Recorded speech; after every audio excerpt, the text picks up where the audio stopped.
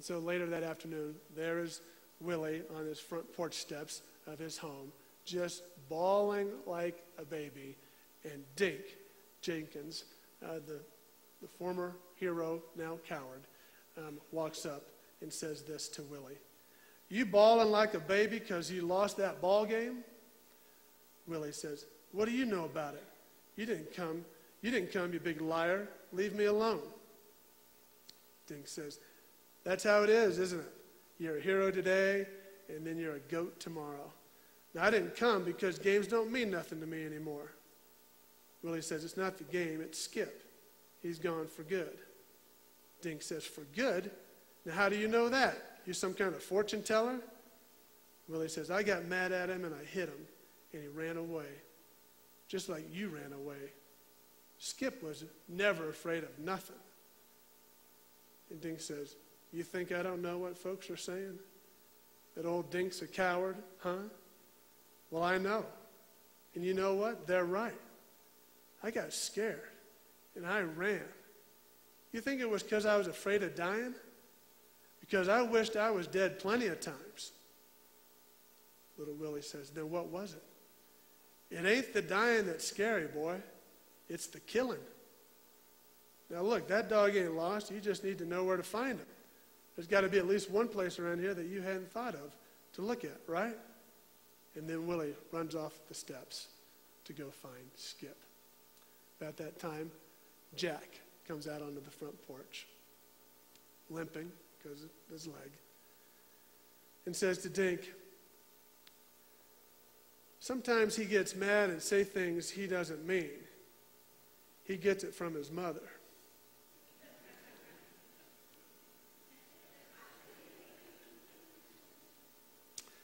When I got back from Spain, I got into accounting. I figured I could hide this behind a desk. I looked down and I didn't so much as look up for a whole year. When I finally did, people weren't staring at me anymore. I guess they kind of forgot about it. Dink replies, well, Mr. Morris, you got a purple heart. I got a yellow stripe.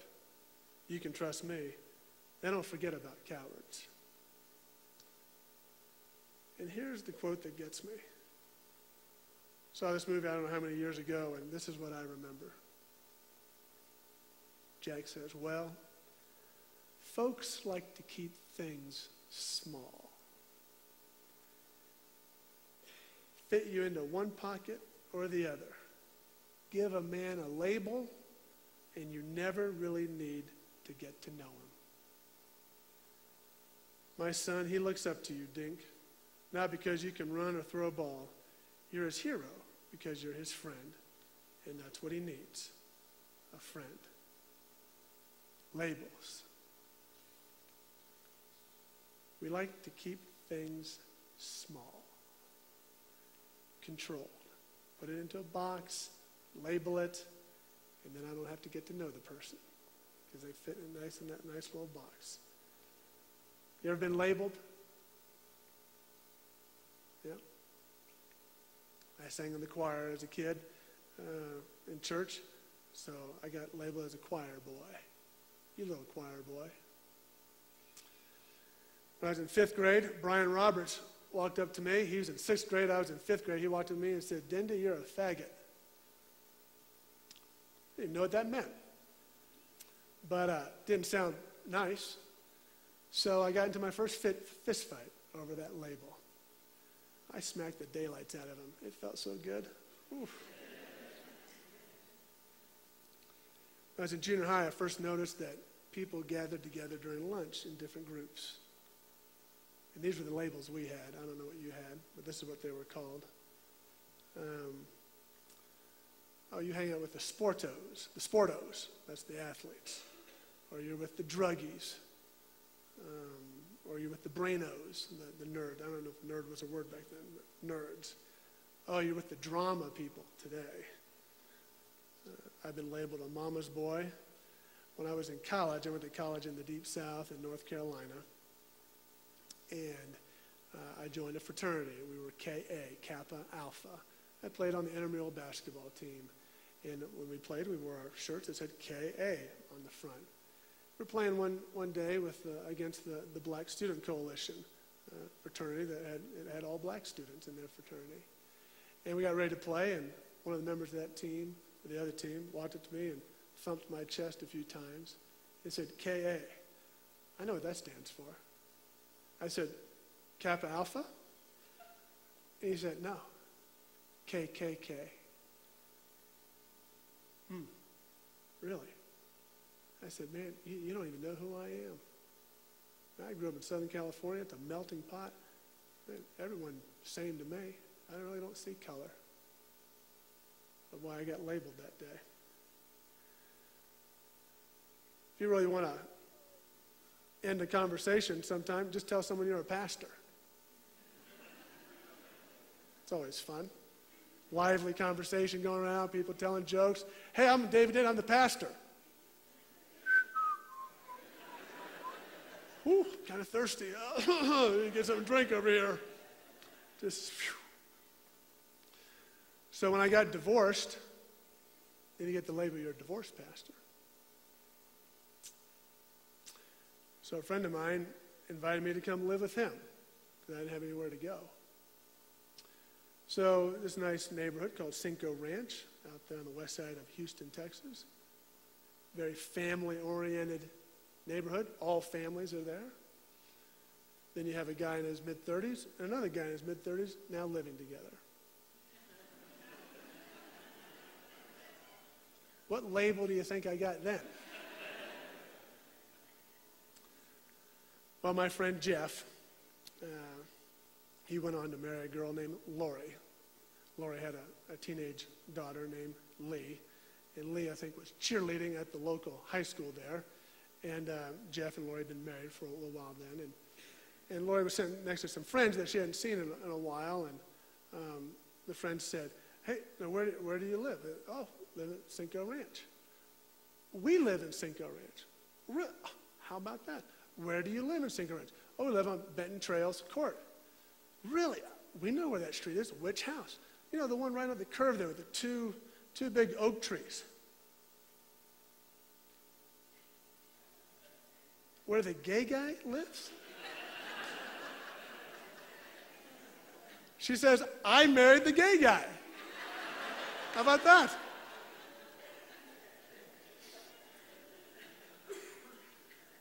These labels, you know, they keep us from getting to know people as who they are, not for what they are. Republican or Democrat, left wing or right wing, liberal, conservative, secular humanist, evangelical Christian. Whatever we do, it's a control issue. We like to keep things small, fit them into a pocket. It's explainable, it's understandable. The things we don't understand, we don't like. It becomes a mystery. No one knew the blind man for who he was. They knew he was blind, but that's as far as they would take it. They would never look past the blindness. Oh, that we could see people with the eyes of Jesus, see their heart, see their mind, see who they are and why they are the way that they are. Jesus answers the question, why was this man born blind? What sin was involved there? What label can we put on him? Jesus says, sin had nothing to do with it. He was born blind so that the works of God may become made known. What if I am the way that I am, that you are the way that you are, so that God would be glorified? What would happen then? I know it's been a real mind stretcher for me this week. I'm not going to blame anybody of why I am the way I am. I am the way I am. Maybe that's because God needs to be praised through that.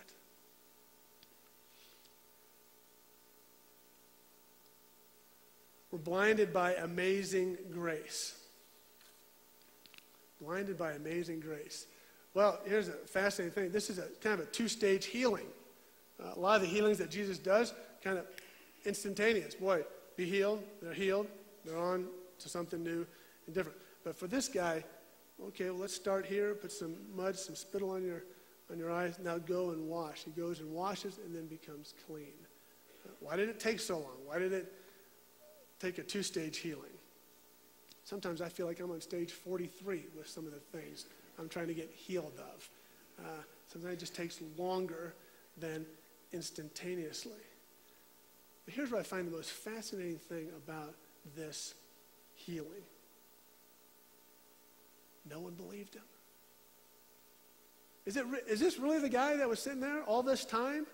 I mean, I walk by him every day, but I think it's him, but it might be someone who looks like him, because there's no way this could happen. See, when people get outside their labels, we don't know what to do we? It's not so easy when you step out of your label. And so we get blinded by this amazing grace. The grace comes on someone, they're healed, they're regenerated, they're reinvigorated, they're refreshed, they're renewed, they're converted. Life's going this way instead of that way for them. And what do we say? I'm not sure that's the same person. I wonder what happened to them. We get blinded to that. Hey, God did something amazing in their life. She's always been a strong person. No, she's strong because God has made her strong. Well, he's always, had that good attitude. No, he has a good attitude because God puts a good attitude in him. So this happens to me. I'll be the first one to confess this. Someone comes to me and they say, need to pray for so-and-so. I'm like, okay, what's going on? Well, they got cancer. Okay, you're praying. Now, next week they're having surgery. Okay. So next week comes, the surgery takes place, and I get the update. You're not going to believe this, Dave. They went in, and they didn't find any cancer. And you know what my first thought is? Well, the doctor misdiagnosed it. What? Why am I blinded by this amazing grace? Why isn't my first response, wow, praise God for the healing? Why do I lean toward this wonderful 1700s Enlightenment, rational thinking of, well, there's got to be some explanation, got to be some little label I can put on it that I can understand and make sense of it, versus, wow, praise God, thank you for doing that. That's amazing. That's amazing grace at work. Woo! So here's my commitment. I did a little bit after first service, get a little practice. You tell me something amazing happened in your life, I'm just saying, praise God. Praise God. I'm not going to try and understand it, explain it, make it in a little package where I can, tie a bow on it. I'm just saying, praise God. Whew, that's incredible. That is wonderful. The neighbors and those who had seen him before as a beggar were saying, is this not the man who used to sit and beg? Some said, well, it's he. He's like, I am the man. He's waving it. It's me. So for this second time, how many times does he have to tell the story? Now, tell me again. Imagine a little interrogation room. Now, tell me again. Now, where were you when this happened? Well, here it is, He answers here about this Jesus. Whether he's a sinner or not, I don't know.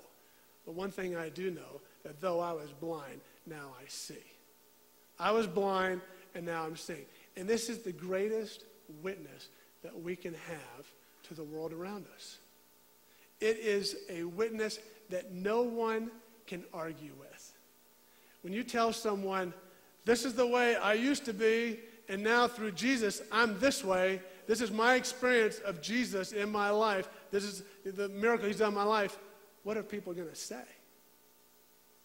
Oh, I'm sure they could say a lot of things. Oh, you're crazy, or you don't know what you're talking about. All right, say whatever you want. But this I know. I used to be blind, but now I see.